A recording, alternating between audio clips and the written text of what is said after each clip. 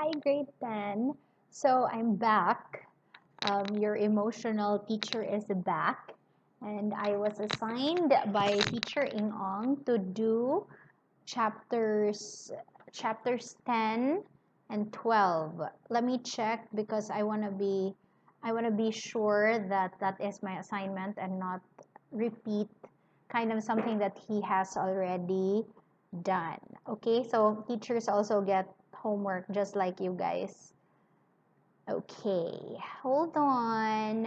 Chapter 16, still knitting, check, and 9 days. All right. Okay. So let's read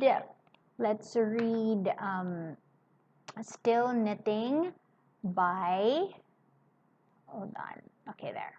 Let's do still knitting by Charles Dickens. Madame Defarge. Oh my gosh, do you already read knitting? No? Oh my gosh, the Defarges are so cool. Madame Defarge and Monsieur her husband returned amicably to the bosom of Saint Antoine, while a speck of a blue cap toiled through the darkness, and through the dust, and down the weary miles of avenue by the wayside, slowly tending towards the point of the compass where the chateau of Monsieur de Marquis, now in his grave, listened to the whispering trees. Such ample leisure had the stone faces now for listening for listening to the trees and to the fountain, that the few village scarecrows who, in their quest for herbs to eat and fragments of dead stick to burn, strayed within sight of the great stone courtyard and terrace staircase. It had borne upon their starved fancy that the expression of the faces was altered.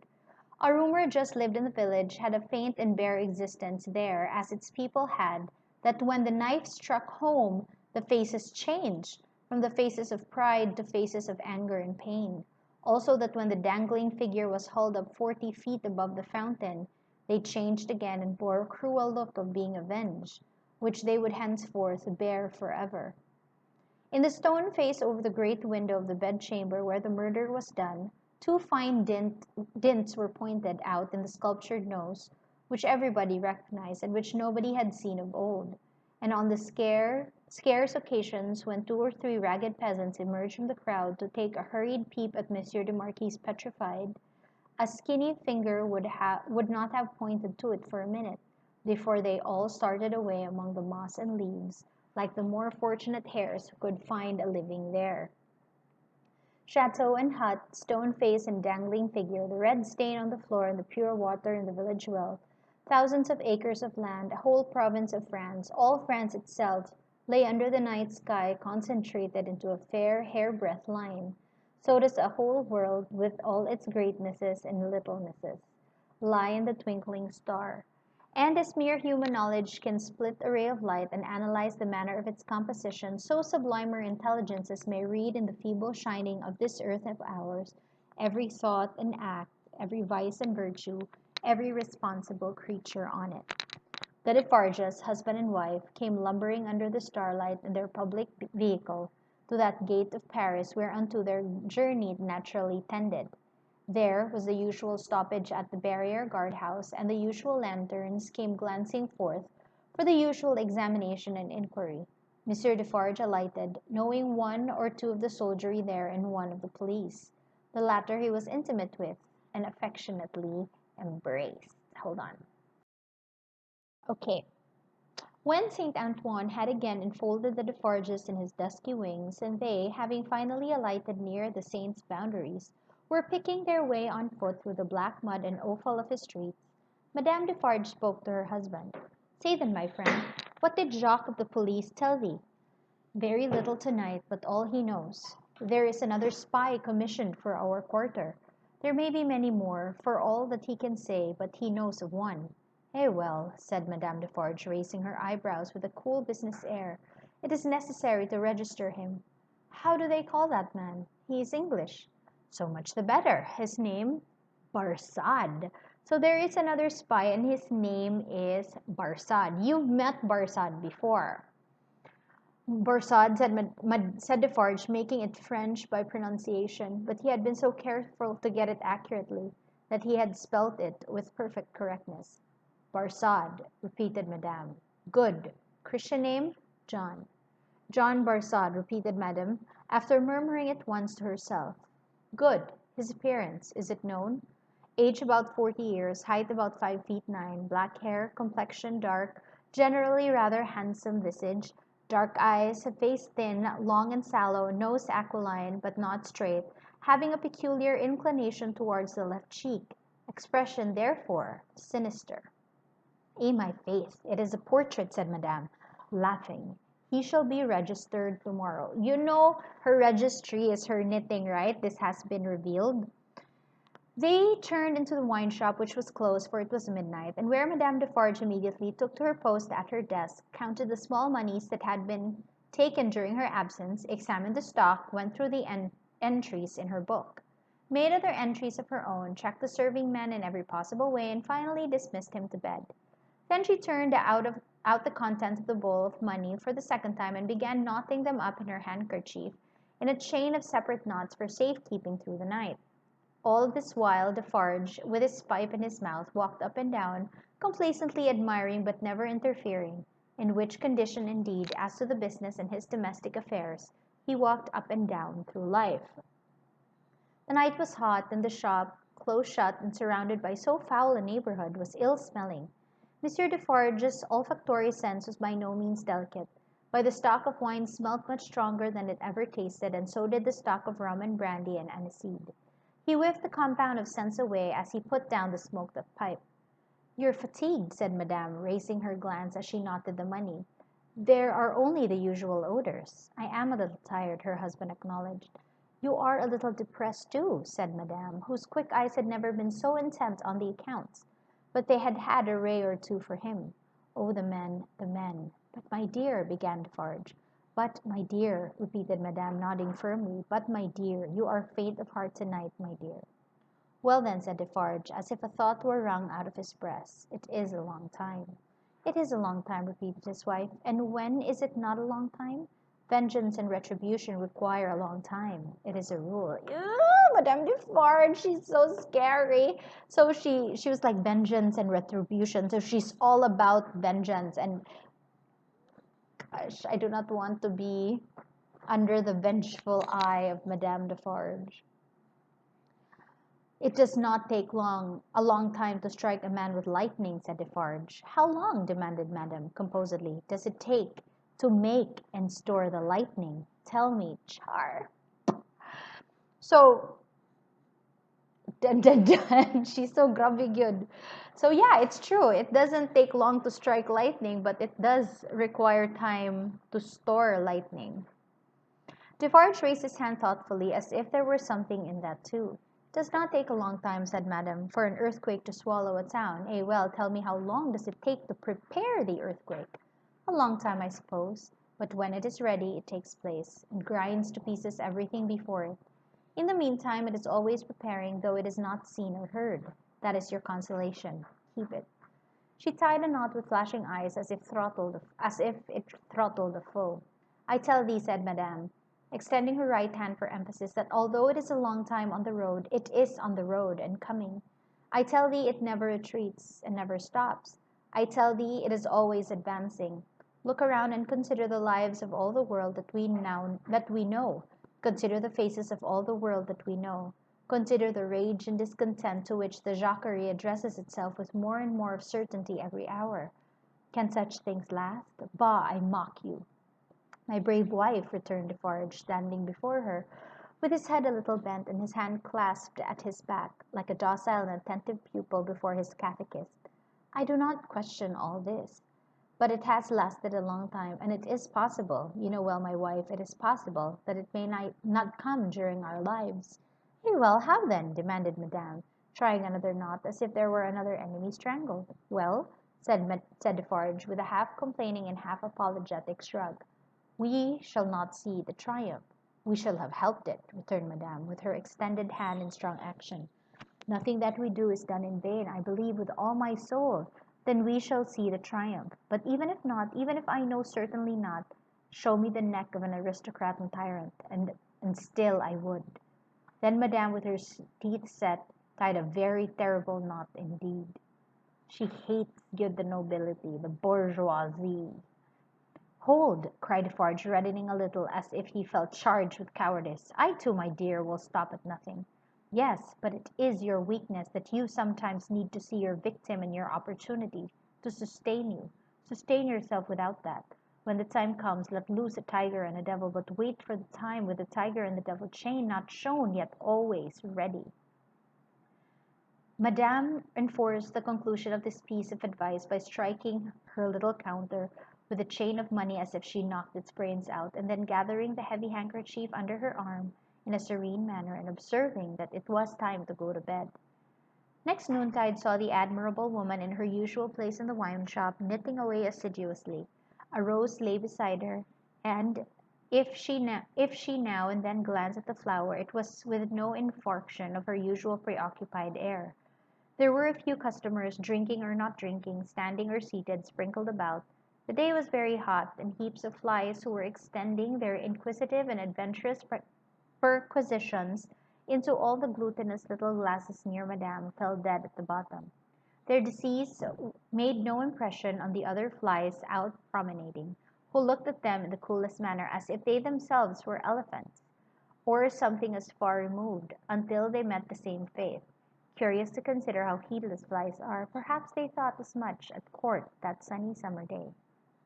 A figure entering at the door threw shade on Madame Defarge, which she felt to be a new one. My gosh, even the shadow. So there was someone who went inside the bar, and Madame Defarge felt that it was new. She laid down her knitting and began to pin her rose in her headdress before she looked at the figure. It was curious, the moment Madame Defarge took up the rose, the customers ceased talking and began gradually to drop out of the wine shop. It was like a signal. Madame Defarge, when she took the rose and she put it on her hair, it was a signal for everyone in the wine shop to shut up and leave. So that is exactly what she did. They shut up and then they left. Kula, oy, she wields so much power. Good day, madame, said the newcomer. Good day, monsieur. She said it aloud, but added to herself as she resumed her knitting. Ah, good day.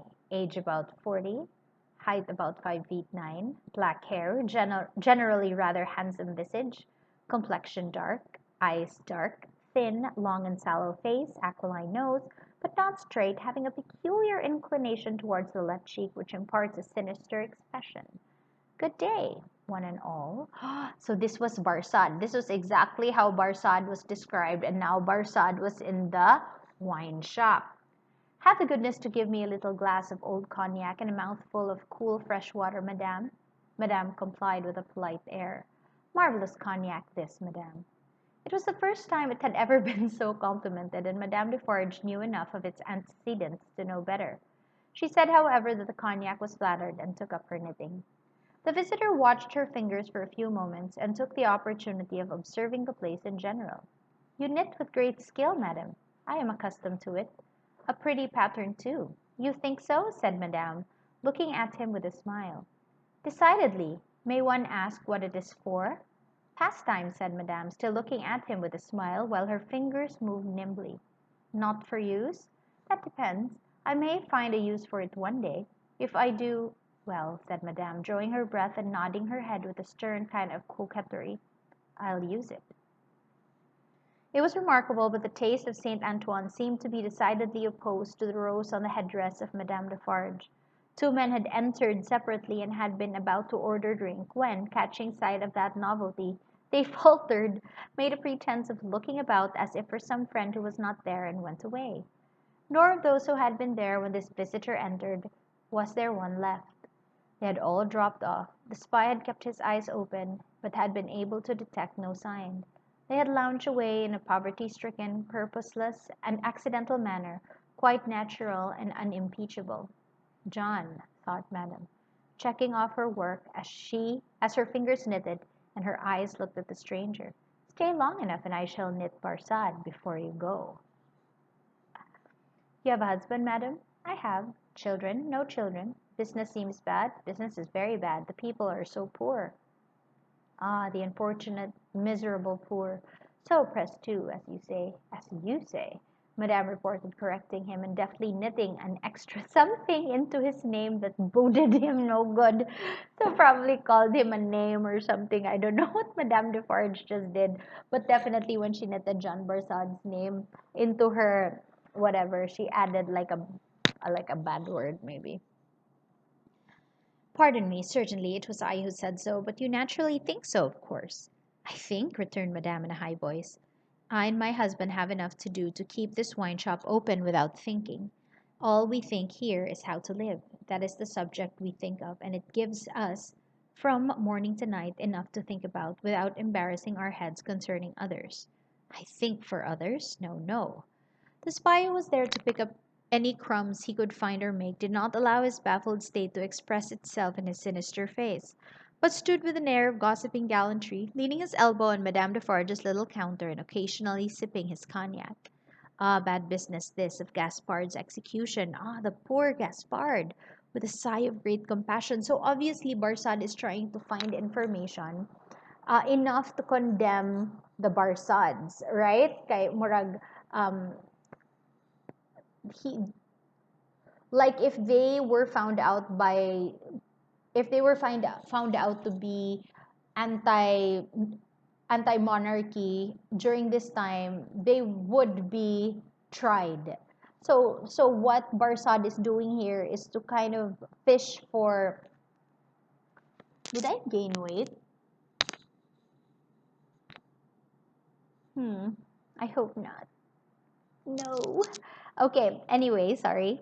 Um, he's trying to fish for information. But Madame Defarge obviously was a very, she was a very skilled woman in handling situations like these, okay?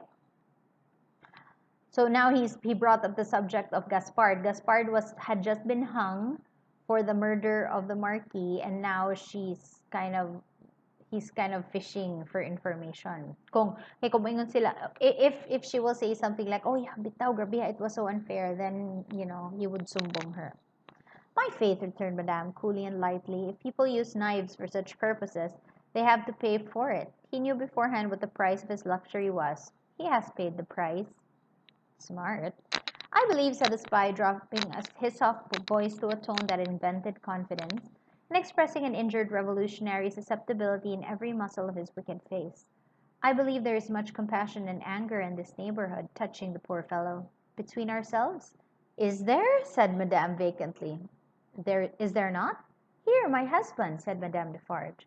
As the keeper of the wine shop entered the door, the spy saluted him by touching his hat and saying with an engaging smile, good day, Jacques. Luod ning Barsad, uy. So he was trying to call Defarge Jacques because if Defarge will say hi Jacques, then yeah, he would definitely be he would definitely be found out. Okay. Good day, Jacques. Defarge stopped short and stared at him. Good day, Jacques, the spy repeated, with not quite so much confidence or quite so easy a smile under the stare. You deceive yourself, monsieur, returned the keeper of the wine shop. You mistake me for another. That is not my name. I am Ernest Defarge. Ah, Tom Hardy. It is all the same, said the spy airily, but discomfited. Discomfited too. Good day. Good day, answered Defarge dryly. I was saying to madam with whom I had the pleasure of chatting when you entered that they tell me there is, no wonder, much sympathy and anger in Saint Antoine touching the unhappy fate of poor Gaspard. No one has told me so, said Defarge, shaking his head. I know nothing of it. Having said it, he passed behind the little counter and stood with his hand on the back of his wife's chair, looking over that barrier at the person to whom they were both opposed, and whom either of them would have shot with the greatest satisfaction. The spy, well used to this business, did not change his unconscious attitude, but drained his little glass of cognac, took a sip of fresh water, and asked for another glass of cognac. Madame Defarge poured it out for him, took her knitting again, and hummed a little song over it. You seem to know this quarter well, that is to say, better than I do, observed Defarge. Not at all, but I hope to know it better. I am so profoundly interested in its miserable inhabitants. Ah, muttered Defarge. The pleasure of conversing with you, Monsieur Defarge, recalls to me, pursued the spy, that I have the honor of cherishing some interesting associations with your name. So he's saying, speaking to you, Defarge, no, murag, I feel like familiar siya. Familiar imong name. Indeed, said Defarge with much indifference. Yes, indeed. When Dr. Manette was released, you, his old domestic, had the charge of him. I know he was delivered to you. You see, I am informed of the circumstances. Such is the fact, certainly, said Defarge. He had had it conveyed to him, in an accidental touch of his wife's elbow as she knitted and warbled, that it would be best to answer, but always with brevity. It was to you, said the spy, that his daughter came, and it was from your care that his daughter took him, accompanied by a neat brown monsieur, how is he called, in a little wig, Lorry, of the Bank of Tellson and Company, over to England? Such is the fact, repeated Defarge.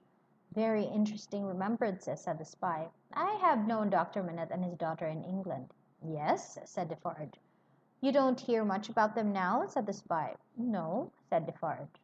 In effect, Madame struck in, looking up from her work and her little song. We never heard about them. We received the news of their safe arrival and perhaps another letter, or perhaps two, but since then they have gradually taken their road in life, we ours, and we have held no correspondence. Perfectly so, Madame, replied the spy. She is going to be married. Going? Echoed Madame. She was pretty enough to have been married long ago. You English are cold, it seems to me. Oh, you know I am English. I perceive your tongue is, returned Madame. And what the tongue is, I suppose the man is. He did not take the identification as a compliment, but he made the best of it and turned it off with a laugh. After sipping his cognac to the end, he added, Yes, Miss Manette is going to be married, but not to an Englishman. To one who, like herself, is French by birth. And speaking of Gaspard, poor Gaspard, it was cruel, cruel. It is a cruel thing that she is going to marry the nephew of Monsieur de Marquis, for whom Gaspard was exalted to the height of so many feet. In other words, the present Marquis. But he lives unknown in England. He is no Marquis there. He is Mr. Charles Darnay. D'Aulnay is the name of his mother's family. Oh my gosh. So Barsad just explicitly said to Madame Defarge that since the Marquis had already died, Darnay is the present Marquis. He did not say that Darnay denounced the title. Remember this? But now she's saying like, yep. I'm sorry. Okay. My mommy just messaged. Oh my gosh. Look at what's happening. Oh, Madame Defarge knitted steadily, but the intelligence had a palpable effect upon her husband. Do what he would behind the little counter as to the striking of a light and the lighting of his pipe, he was troubled, and his hand was not trustworthy. The spy would have would have been no spy if he failed to see it or to record it in his mind.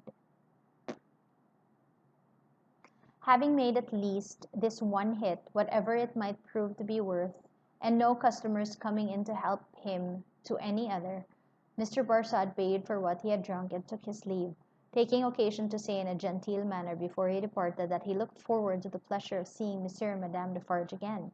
For some minutes after he had emerged in the outer presence of Saint Antoine, the husband and wife remained exactly as he had left them, lest he should come back. So they did not even move in case Barsad will come back. So they were just like, but oh my gosh, the information that Barsad just gave the Defarges, can it be true? Said Bart. Can it be true? Said Defarge in a low voice, looking down at his wife as he stood smoking with his hand on the back of her chair. What has he said of Mademoiselle Manette? As he has said it, returned Madame, lifting her eyebrows a little. It is probably false, but it may be true.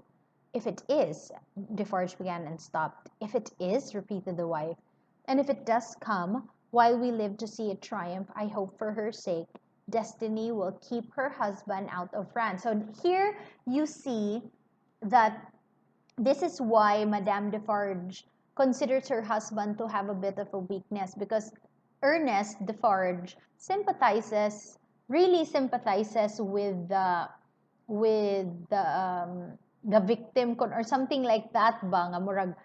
So niingon gali siya nga, oh my, I hope gyud nga Darnay will not come to France. I hope for her sake. Kay murag palangga gyud ni Ernest ang mga Manette. Her husband's destiny, said Madame Defarge with her usual composure, will take him where he is to go. and will lead him to the end that is to end him. That is all I know. But it is very strange now, at least. It is not very strange, said Defarge, rather pleading with his wife to induce her to admit it, that after all our sympathy for Monsieur her father and herself, her husband's name should be proscribed under your hand at this moment by the side of that infernal dogs who has just left us. So Madame Defarge is now knitting Charles Darnay's name. Stranger things than that will happen when it does come, answered Madame. I have them both here. Of a certainty that they are both here for their merits, that is enough. She rolled up her knitting. Oh my gosh! She rolled up her knitting when she had said those words, and presently took the rose out of her handkerchief that was wound about her head. Either Saint Antoine had an instinctive sense that the objectionable decoration was gone, or Saint Antoine was on the watch for its disappearance, howbeit. Excuse me. Saint Antoine was on the watch for its disappearance, howbeit. The saint took courage to launch it very shortly afterward. The wide shop recovered its habitual aspect. Okay, I'm just gonna pause because Baidos is a little stuffy. Hold on. In the evening, at which season of all others Saint Antoine turned himself inside out, and sat on doorsteps and window ledges, and came to the corners of vile streets and courts for a breath of air, Madame Defarge, with her work in her hand, was accustomed to pass from place to place and from group to group. A missionary, there were many like her, such as the world will never do well never to breed again. All the women knitted. They knitted worthless things, but the mechanical work was a mechanical substitute for eating and drinking. Hands moved for the jaws and the digestive apparatus. If the bony fingers had been still, the stomachs would have been more famine pinched. But as the fingers went, the eyes went, and thoughts.